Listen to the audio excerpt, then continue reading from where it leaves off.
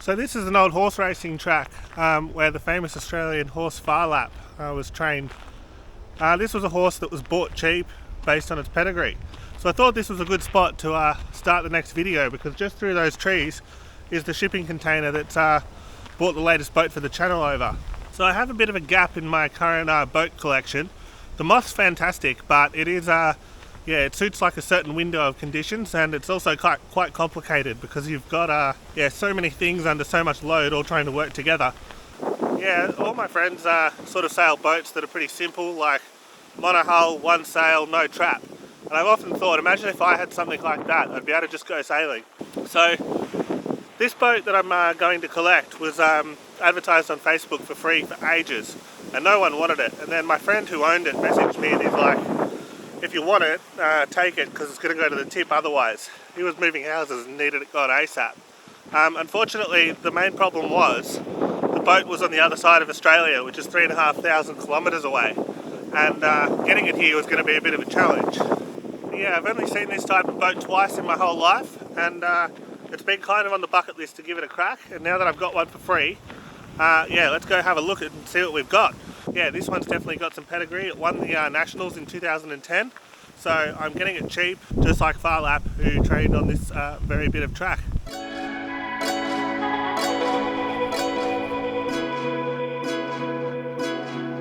Can it just be yours tonight? So there it is, it's an international canoe. This boat was built in 2006 as one of the first boats built to the new rules when the class decided to relax the rules to encourage more innovation. So to get it back from Perth and all the way across the country, we found out that the Sabres were actually coming back from their nationals with a shipping container, and the Victorian Sabre Association was kind enough to really help us out and get the Moth there and my canoe in the bottom of their container. And they did so much work, like putting these boats in and packing them and everything, that they didn't have to do. So massive thanks to the Victorian Sabre Association for helping us make this happen. Okay, so it's the next morning now. Let's do a quick unboxing of what we've got to see what we've ended up with before it gets too hot. It's already crazy hot at like 9:15 in the morning, so yeah, we'll quickly pull everything out and see how much work there is to do. Under the night sky, gonna make my skin rise. Can it just be us tonight? So in case you don't know, the International Canoe is one of the oldest classes in sailing. At their World Championships they have, I believe it's the second oldest trophy in international sailing. Only the America's Cup is older. This particular one was built in about 2006 by Phil Stevenson, who's actually the same guy I got the $100 Moth off over there. So yeah, this I think is the only one in the world that's a cat rig that I know of. Certainly that's pretty interesting in itself. All the other ones are a sloop rig with a main and a jib. As you can see, we've got a really nice SeaTech carbon boom here. That'll be nice and stiff. Looks like it's the same section all the way along, doesn't look to be tapered. I'm not sure what that's off. One of the things I love about the Moth the most is that it's got a two-piece mast like a windsurfer. So that's good for a couple of reasons. If you break one half, you can just replace half the mast, not the whole thing. And it also fits in the car in like segments. Obviously this is the same. So here we've got our bottom section of our mast, which just clips onto the these little timber blocks down there. And then it's got spreaders. Originally this mast didn't have diamond stays. It was completely unstayed like a laser, and it had like a camber induced sail like a Moth. Eventually he moved to adding on a track, and he also bonded on spreaders. As you can see here, it's now got spreaders. I love it when people put actual thought into like how stuff goes on the trailer like this.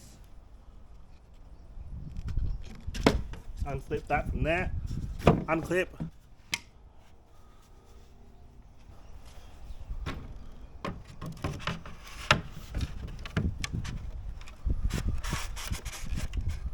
There you have it.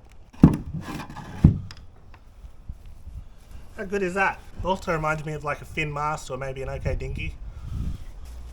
So this is probably the coolest part of the International Canoe.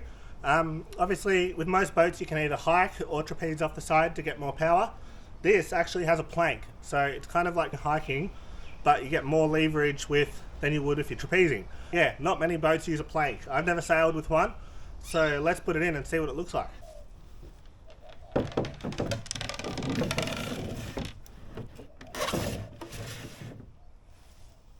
So you can see how much power this gives me. If this was a trapeze boat, my feet would be on the side of the hull there.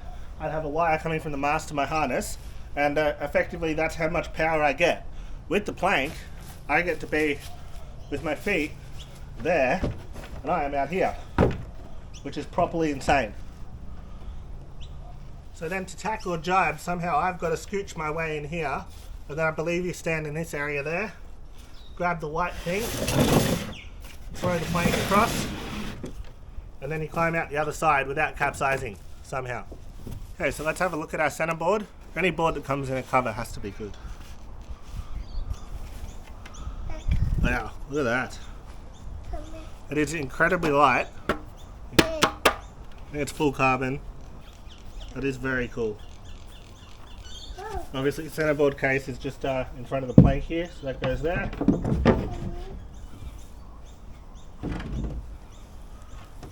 Really reminds me of a catamaran board.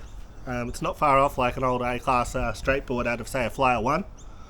Very similar proportions and shape, I think. So I'm interested to see how the rudder works on this boat. As you can see, it's a bit different in that the rudder goes through the deck, a bit like a keel boat. Obviously there's a lot of efficiency gains there, like you don't really see many planes flying around with the tail hanging off the back of the plane, do you? So that's kind of why everyone, like Sail GP and anything fast, moths, whatever, is all sealing their sails to the deck. It's so that the high and low pressure side of the foil, whether it's a sail or a rudder, is end plated off, and then you don't get the sort of high and low pressure mixing and generating vortexes. Wow.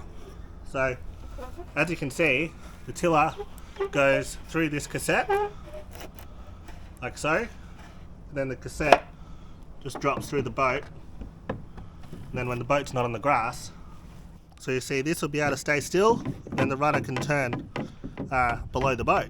So that is mega cool. I really like that. Also very light.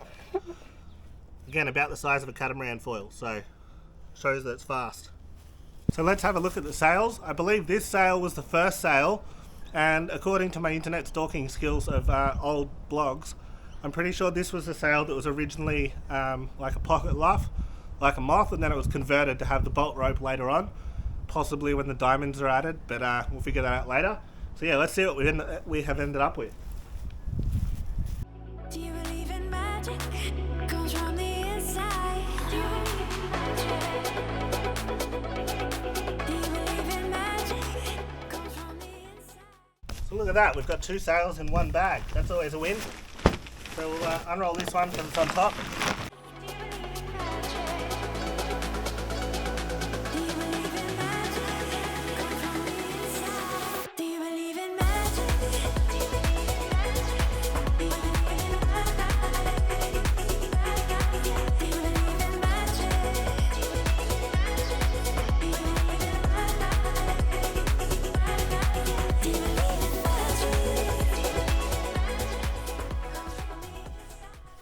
So if I had to guess, this might be the sail that won the 2010 Nationals on this boat.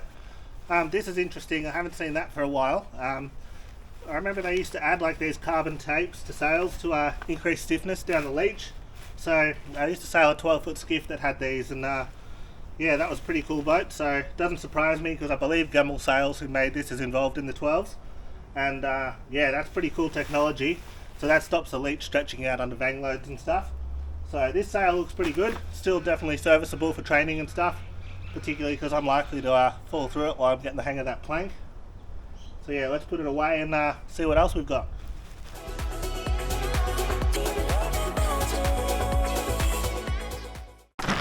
So this sail appears to be a lot shorter on the foot than all the other ones.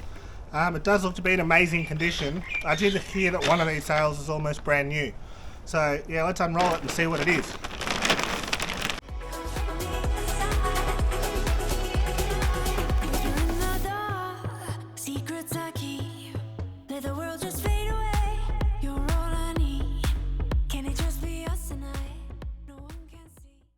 As you can see, it does look to be a lot shorter on the foot, like it's good 40 centimeters shorter than those. I'm not sure if this one's full size, or maybe it's intended to be used as like a heavy air, like a number 2 rig. It's very high aspect, very efficient, amazing condition, but it does look smaller.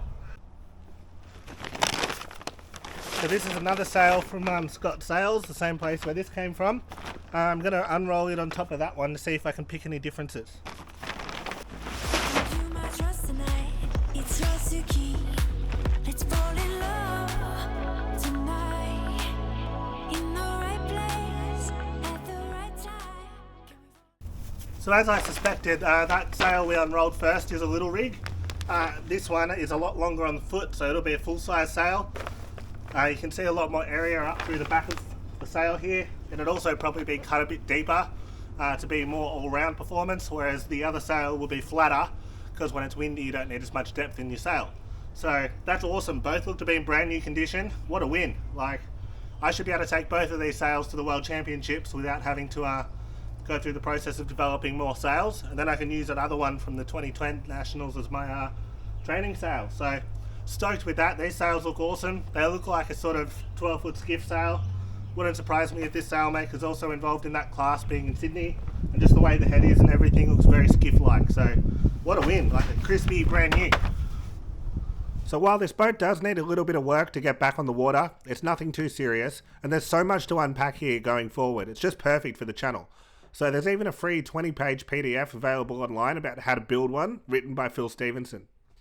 Even more excitingly, in early 2027 is the next World Championships for the International Canoe, and it's not far from my house. I already can't wait to take on some of the world's most innovative sailors and their state-of-the-art carbon canoes. Imagine if I can beat just one of the good boats in a boat that was destined for the tip in just one race. That'd be amazing. As per usual, thanks for watching. A big thank you to all the people on Patreon that continue to support the channel. Remember to like and subscribe, and I'll be back next week with another video of the cruising dinghy.